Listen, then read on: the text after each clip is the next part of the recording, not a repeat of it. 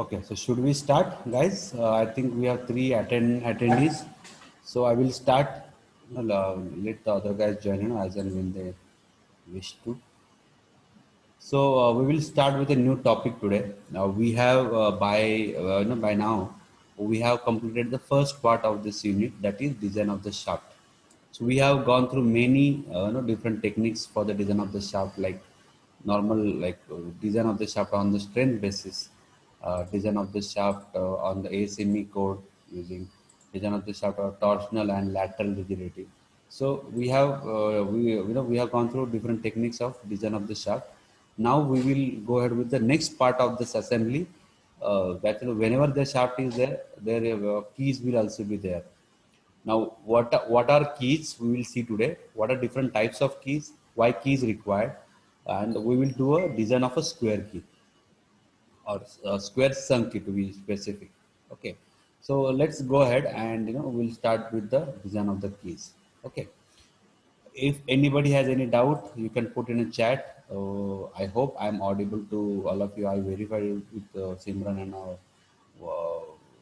so if any doubt or if I'm not audible or anything like that, technical issue, just put that in the chat. Okay. So now key. Whenever shaft comes into picture, we have we also talk about keys. Now, what are keys? These are basically elements which are used to transmit the torque from shaft to the whatever, like it may be a gear, pulley, or whatever it is, right? So whenever we want to transmit a torque, like basically like shaft will be used for transmitting torque from one thing to other thing. It might be from pulley to gear, gear to pulley, or gear to gear, pulley to pulley, like that. Like if you see in a floor mill, like Pitachi Girni, like where we get our wheat and all that, in that floor mill, we have a pulley on on the motor, right? And there is a transmission shaft, and that it transmits torque to the actual mill, and then it will run. It will have another pulley which is connected to the mill, right? So basically, the shaft is used to transmit the torque, right? But whenever on the shaft any what you can say any element is put, that element may be a pulley, it may be a gear, sprocket, or flywheel, or it can be anything on the rotating element of that is shaft. The connection between these two is made with the key, right? What do you mean by connection? That means we would like to transmit torque from the shaft to the element, or from element to the shaft. Like I try to visualize in the floor mill or in a gearbox. You are having a you will get a input power from something like a motor, right? That power will be transmitted to the shaft, maybe using pulley or gear, right? Then the shaft will transmit the torque to the other end, or maybe it may be a gear or pulley, and from that pulley, you will be having a what you can see your final component connected. It may be a mill, it may be your wheel or anything like that, right? So basically, the connection between these elements and shaft is made using the key. So the key is used to transmit the torque between shaft and the element, right? If we understand this, then you will design will be much easier. Now basically the purpose, or the purpose of the key is to transmit the torque, right?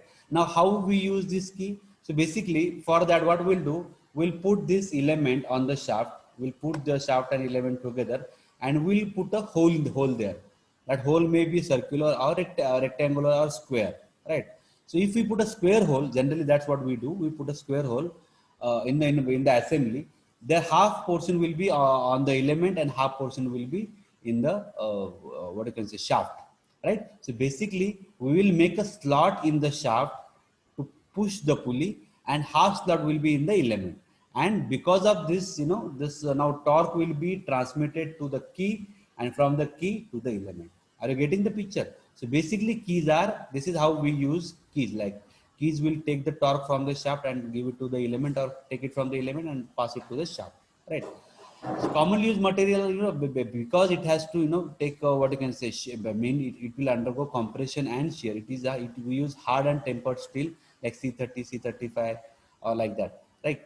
So these are the elements these are the material we use, and the factors should be take 3 to 4. So you got the concept of now what are keys.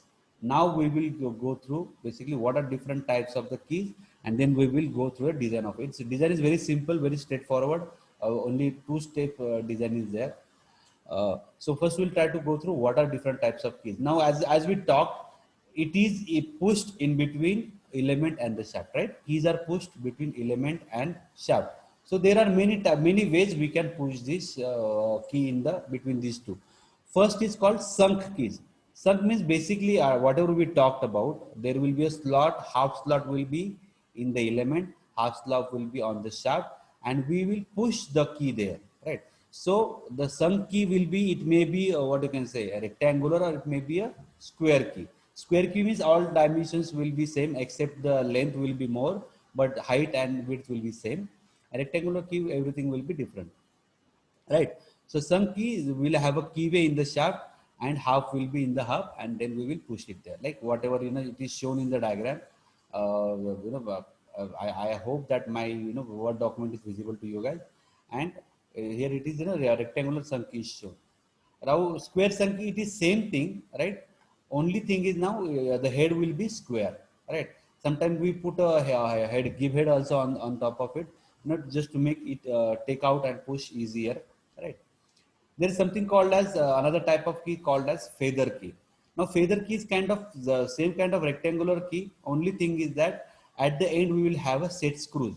So chances of it coming out, because if it is a loose fit, chances of it coming out are negligible. Because of the feather, the it will have axial moment, but will once our key is in place, we will with the piece of what you can say set screw, we will fix it, right? So this is feather key. Then something called as Woodruff key. It is also a sunk key, but it is semicircular. It is not rectangular in shape. It is semicircular. One side it will be straight, other side will be half circle, semicircular. It will be, the pushing will be easier in this case, but the design becomes complicated. But for this, we will need extra depth. Means in the shaft we need to have extra deepness, which will basically reduce the strength of the shaft. So this is not used that much because it will reduce the strength of the shaft because of this extra large keyway. There's something called as saddle keys. These are also used as I shown in the diagram. There are also tangent keys, round keys. Round keys are basically same kind of this thing whatever we talked, but the shape will be round instead of square and rectangle. It will be round key. So there are many different types of keys. Sunk keys. In sunk we have square, rectangular, or round. Then feather key, woodruff key, saddle key, tangent keys, and there is something called as splines. Now, splines is basically this last diagram. Where in the pink diagram, we can see that is the element. It has a four, what you can say, keyways, right? Four keyways, and the same shape keys will be, what you can say. These are integral part of the shaft. Means these are, we don't put extra key. While making the shaft itself, we will try to have that kind of shape. The key will be integral part of the shaft. That way, only it will match with the element, and it will be much easier. I mean, that time there will not be any issue of the fit and all that, and it will able to transmit a larger torque. So whenever there is a requirement of high torque transmission, then we will use spline. So basically spline is what you can say, number of keys will be more, and also keys is not a separate thing, it is a part of the shaft. So shaft shape will be like the it is we will manufacture the shaft with the key as the integral part of it. Okay, so these are different types of keys. Now we will see the design of a sunk key. Okay, now what is sunk key? Basically, sunk key is as we talked just now. We will have a slot in the shaft as well as slot in the element, and in that slot we will push this key. It may be a rectangular, circular, or square. So for our design, we will just try to make sure that we are designing a square key, because rectangular key design is almost same, but for our design for our syllabus we have a square keys. So we will design now a square key. So, okay, till now anybody has any doubt, or we will just proceed. I don't see anything in the chat. So I will continue with the design of a sum key. Now, just see, now this diagram, first diagram is basically, it shows a shaft, a key, and it is assumed the imaginary, there is an element on top of it. Okay. Now we will see how the forces are transmitted in the key, and then we will try to design. Very simple, design is very simple. Now this shaft is, the diameter is d, so r will be half of d by 2, small d by 2, and the torque transmitted by the shaft is mt, right? That's we generally we take. So now we have a shaft with diameter d and torque transmitted t or mt. Okay. Now just the square, which is, which is shown with the cross section, it basically transmits the torque mt from the shaft to the element, right? So now just try to imagine that this key is, having a force P applied. Now this torque is what? Basically torque is load into distance. Now if the this load is at a distance r, half of d, half of diameter of the shaft, then we can find out P, load acting on the key, right? So we know load acting on the key P is equal to torque upon R, right? So once we know that, just hold on. Huh? Hello, sir.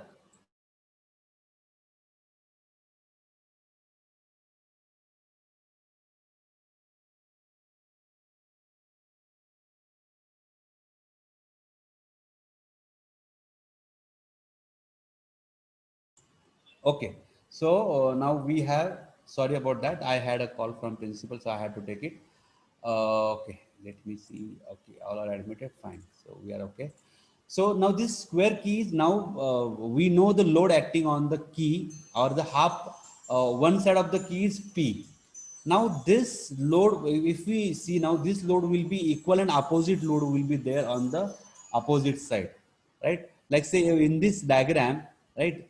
Like side AC, on the side AC, if the load P is acting, on the side DB also there is a load acting, right? Like see, these loads will be equal and opposite, but because they are not acting in the same, what you can say, same axis or same line, because of that there will be a torque, so it will try to twist itself. This key will try to twist itself. So now how we will serve, now how this, so basically you got the idea of how, what are different forces acting on the key. The key will be having a force P acting on it, right? And now it will, we will see what different kinds of failure it will go under, right? So this key will undergo two kinds of failure, right? First will be, the key will be sheared in between, like say, now how to imagine a shear failure? To imagine a shear failure, try to assume that it is made of a soft material. Key is made of a soft material. Just imagine now we have a gear and shaft, okay, both are steel, and key is made of a mud. How it will shear? So half portion will go with the shaft, half portion will remain in the gear, right? So shear will be, it will be sheared or teared in between, like along AB it will be sheared, right? In this diagram, in the diagram A, we have shown it as a shearing, right? So it will, half portion will go remain there, half portion will go ahead with the, along with the load, because of the P, right? So shearing will happen, what you can say, in the area which is along the line, right? Which is along the line. And so now how we will find the shearing area? So shearing variable will be length of the key multiplied by width of the key, B, right? So length into B, that will be the area which is undergo shearing. So basically shear stress tau is equal to P upon A. Now we know P, right? And we know A, so we can find out the shear stress, what you can say, the shear stress in the key, right? Similarly, the second failure, the key will fail because of two reasons. First, it might fail because of the shear, or from the front load by from the front side, that is P, it will crush. Now the area which is opposing that crushing is length into half of height. Now PC for shaft, P is acting only on the half part of the key, half face of the key. Half face is faced by, is in the shaft, right? So the area which is avoiding or which is facing the crushing is length into h by 2, if h is the height of the key, right? So now we know the areas of the both key, for the shear as well as for the crushing. We know the areas. Now we will see how the we can find out the stresses or find out the dimensions of the keys. First, now we know P as we talked about. Let's now I'm just going through the design part of it, right? We'll see different formulas. Load is equal to or empty torque is equal to P into R or D by 2. So we can find out P by is equal to 2 MT upon D. Very simple. MT is if we know the torque, if we know the power transmitted through the shaft, we can find out the torque MT, and that MT from that MT, and if you know the diameter, we can find out the load acting on the key, right? Force acting on the key N. Now, shear stress. Now with the first diagram, shear stress is equal to load upon area. Just now we talked about load is acting on a key is P, and area which is opposing shear is length into B, LB. So we have P upon BL. B is width of the key, is L is length of the key. So tau is equal to P upon BL. Now P is equal to 2 MT upon D. So we get 2 MT upon DBL. So shear stress in a key is given by formula 2 into MT upon BDL, length, width, and its what you can say diameter of the shaft. Okay, so we got the picture of shear stress. Now about the crushing stress. Now second diagram, crushing stress is faced, P, and the area of the crushing is what you can say L into H. But as I said, only half, the below half portion will be facing the crushing. So the height will be H by 2 and L is the length. So crushing sigma C is equal to P upon area, P upon H by 2 AL. So it is 2P upon HL. And we know P is equal to 2 MT upon D. So we get 2 MT upon DBL or 2 MT upon like 4 MT upon DBL in case of sigma C. So we know for what you can say for a rectangular or square key, or for a rectangular key, tau is given by 2 MT upon DBL and sigma C is given by 4 MT upon DHL. Only difference is sigma C is 4 and sigma tau is 2, and here it is B, here it is H. Okay, so once we know the formula, we can easily see that for the square key, B and H is same, right? Which is B. So in that case, tau will be, so now if we come to the next part, tau is equal to 2 MT upon DBL and sigma C is equal to 4 MT upon DBL. So sigma C is equal to twice of tau. So it is proved that for a square key, crushing strength is twice of the shear stress. Okay, you got the clear picture. So now we know, once we know, we have these formulas for tau 2 MT upon DBL and sigma C 4 MT upon DHL. If we know the torque, then we can find out the dimensions of the key, right? So this is how we will do the design of the key. But generally for square key, see this is the important thing. Generally for square key, we take the height B is equal to H is equal to D by 4. Whatever diameter of the shaft we are given, we take 1/4 of it for a square key, and for a rectangular key we take width as D by 4 and height as D by 6. So generally, in exam we might be asking a question for square key. In that case, we'll take width B is equal to H is equal to D by 4. So only unknown part will remain the length of the key. So accordingly, we will design the key. Okay. So now we will see. We have gone through what I can say concept of the design of the keys. We will take a look at the numerical. Okay. Anybody has any doubt till now? Because I am going to now share numerical with you. So let me do that.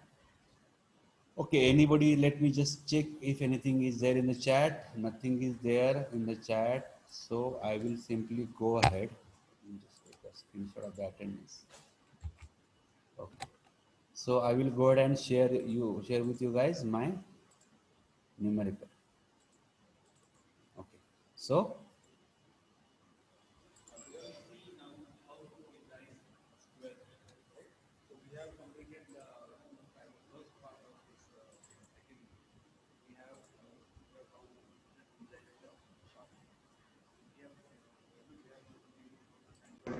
different processes. Okay, today we'll see now how to design a square key, right? So we have completed as the first part of this second unit. We have gone through different designs of shaft. So we have gone through many different kinds of different processes or techniques for design of the shaft, like on the strength basis, on ASME basis, torsional rigidity, lateral rigidity. So now once our shaft is designed, shaft is ready. Now we have to design the next part, that is keys. Now keys are used to basically it's to transfer torque from the shaft to the gear or pulley. We use keys. Now we have to use this keys to transmit the torque. So we need to design. Basically, it should be able to take that torque. The key should be in position to take that torque. So we will design the car. We will see the procedure of how to design a key. We have gone through the theory, so we'll go through the numerical part of it, right? So let's try to go through a numerical as general procedure. We'll go through one by line by line through the numerical, and we'll write down what is given, and then we'll try to solve the problem, right?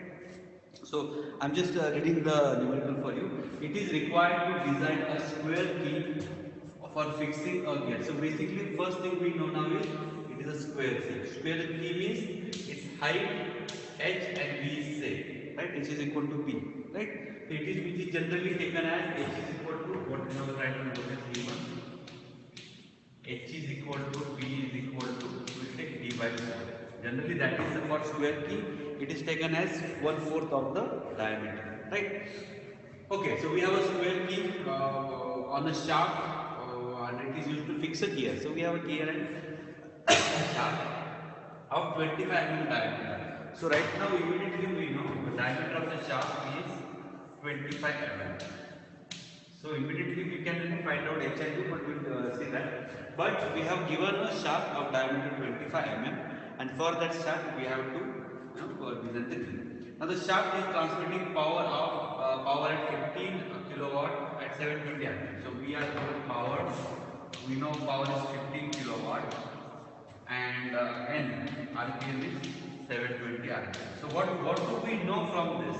We know RPM, we know power, that means we can find out the torque, right? P is equal to 2 pi nt upon 60, right? Or T is equal to 60 into 10 raised to 6 into power in kilowatt divided by 2 pi nt, right? We use that formula to find out the torque. So now we know the torque, T or MT, right? Okay, now key is made of a steel 50C4. So we have noted this. SYT is given. SYT is 460. SYT 460 Newton per mm. So we know SYT. That means what? We can easily find, and a factor of safety is also given. SYT and factor of safety. Factor of safety is 3. Now we know SYT and we know factor of safety. That means we can find out the allowable stresses. Right? SYT upon factor of safety will give you the sigma T. Okay. They are also making yield strength is in compression equal to yield strength is tension. That means sigma T and sigma C are same. So sigma allowable, sigma T allowable and sigma C allowable is equal to SYT upon factor of safety. So it will be 460 upon 3. So we know now sigma T and sigma C. What is tau? Tau allowable is 0.5 of SYT upon factor of safety. So it is 0.5 of SYT is 0.5 into 460, 230 upon 3. That will be your tau allowable. So now we know allowable stresses, we know torque, right? So we will now see, we have to determine dimensions. Dimension of the key is what? Now keys, if we draw a key we will have what? This is a square key, right? So it will have L, B and H. Now we know B and H are same. So we have to find out B equal to H for square key is same. And then we have to find out L. So we have to find out these two things. That means we have to find out the dimensions of the key. Now we'll see how to solve this problem, right? So now this is the key. Now this half proportion. Now we have this in the theory we have seen that.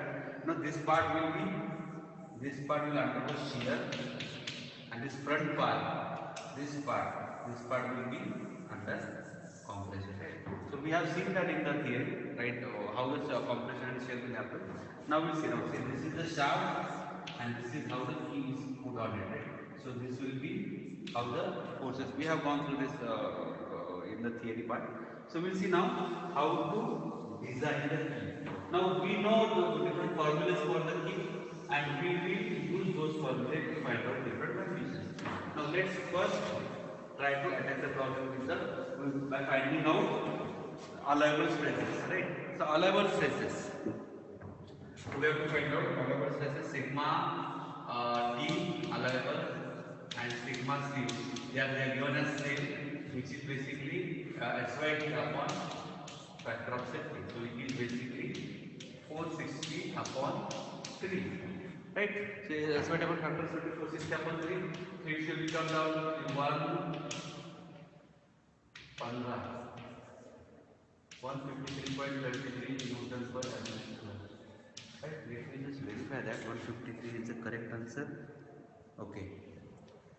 And now tau available between as per the maximum shear stress theory 0.5 SYT upon it will be 4.5 into 460 upon 3 230 upon 3 it will give half of that which comes down to 76.67. So let's write down sigma T sigma C is equal to 153.33 Newton per mm² and tau is equal to 76.67 Newton per mm². Okay. So we know now what are different allowable stresses. Right. Now we will use these allowable stresses for the formulas of the design of the key. Now next thing we have to find out is MT. Now P is equal to 2 pi NT upon 60. So we will formula torque is equal to 60 into 10 raised to 6 into power in kilowatt, right, upon 2 pi n. Here this is power in kilowatt and this we will get everything Newton mm. So for that we have factor of 10 raised to 6. Here power in kilowatt, power 10 raised to 3 and again this MT Newton meter will convert that to Newton mm. That's why we have power of 6. So torque is equal to 60 into 10 raised to 6 into kilowatt power is 15 I think. Somewhere we have written it. 15 upon 2 pi into 7. Okay. So if we solve this, we will get MT torque 198,943. 198,943 Newton. So we have torque MT to write somewhere 198,943 Newton mm. So we have got the torque, right? So what we did first, we found out the allowable stresses.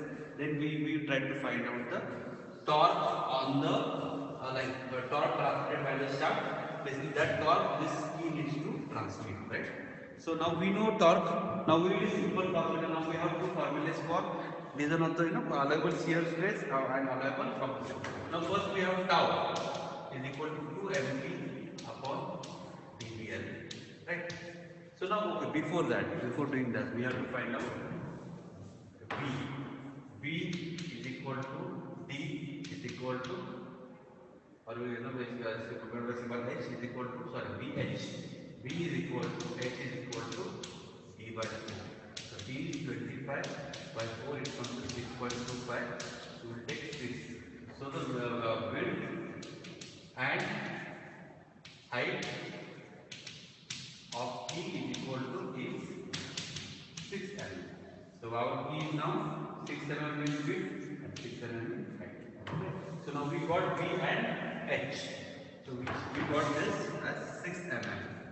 Right. Now we will use this formula, allowable shear stress, to find out the length. Right. So tau is equal to 2 mt upon dBs. Right. So now here allowable stress is known. Yes. MT is known, yes, we know MT. B and B is known, and D is known, and we have to find out L. So let's find out that.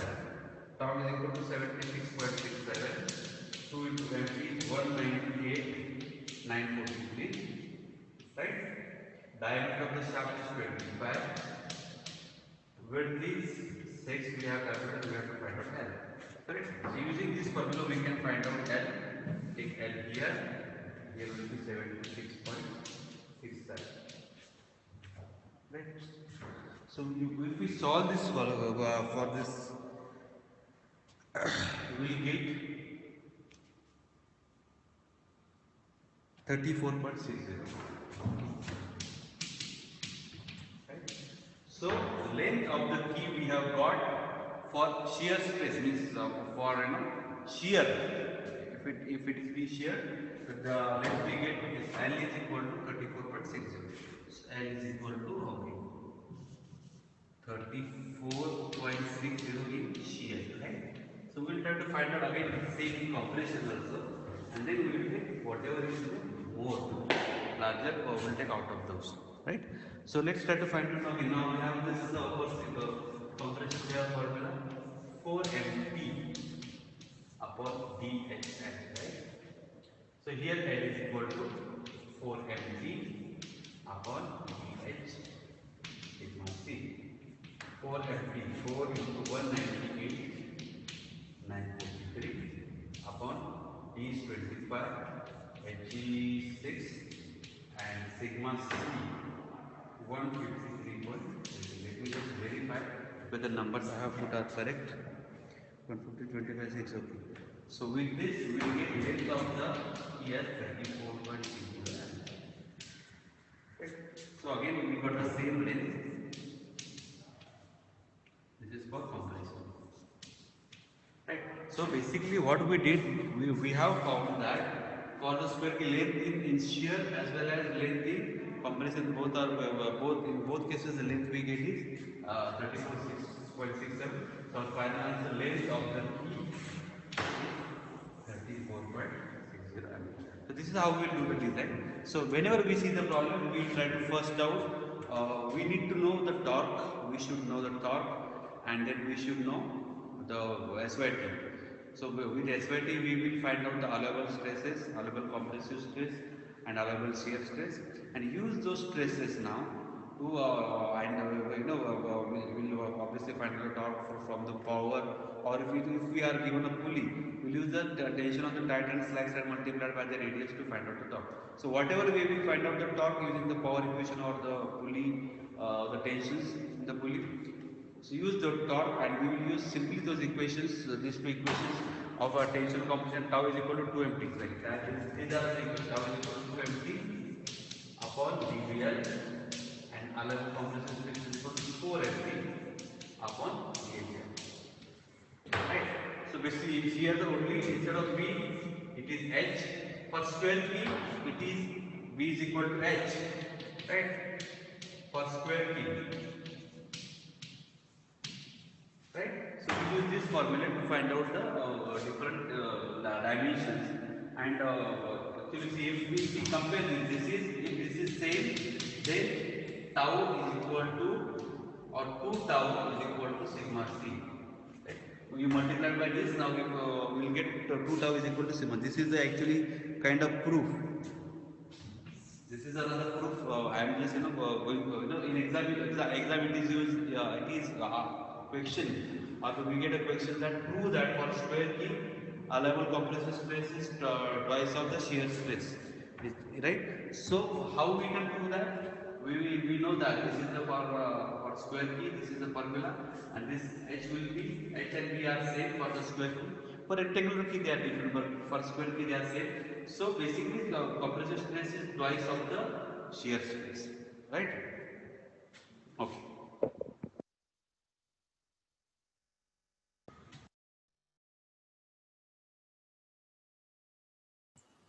Okay, guys. So we are, I think, design of the keys completely. Means we have completed the design of the keys. We have seen different types of keys. First of all, we have seen what are keys, and okay, first we saw what are keys, why keys required. Then we have gone through different types of keys, and then we have gone through design of a square key, some square sun key. Then in that we saw that it fails because of two things, two failures: shear failure and crushing failure. And for the crushing, we took height as h by 2 and length, and that area will be L into h by 2 will be the area which is opposing the crushing. And for shear, the area was L into B. Right. From those, we tried to find out the shear stress is equal to tau is equal to 2 mt upon BL, and the sigma c was 4 mt upon HF, right? And we use those in a numerical. Okay. So I think it is pretty much clear. In generally exam we will get a design of a rectangular or square key. We will not get any other designs. You might ask, you might be asked, for different types of keys, but apart from that, there will not be anything else, right? So that's it for the keys. In the next lecture, we will see design of couplings. Okay, we'll see that in the next lecture.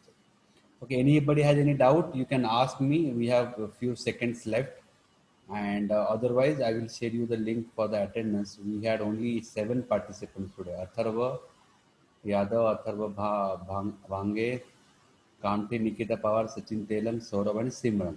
These were the attendees. But okay, we'll see. I have taken the screenshot of the attendance as well.